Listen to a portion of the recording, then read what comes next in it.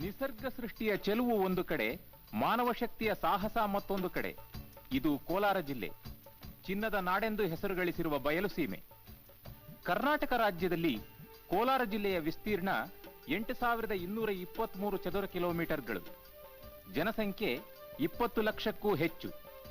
ಜಿಲ್ಲೆಯ 11 ತಾಲೂಕುಗಳಲ್ಲಿ ಒಟ್ಟು 2848 ಗ್ರಾಮಗಳಿವೆ. ಕೋಲಾರ ಜಿಲ್ಲೆಯಲ್ಲಿ ಪ್ರಸಿದ್ಧವಾದ ಚಿಕ್ಕ ತಿರುಪತಿ, ಸೋಮೇಶ್ವರ ದೇವಾಲಯ, ಕೋಲಾರಮ್ಮನ ದೇವಾಲಯ, ಕುರುಡುಮಲೈ,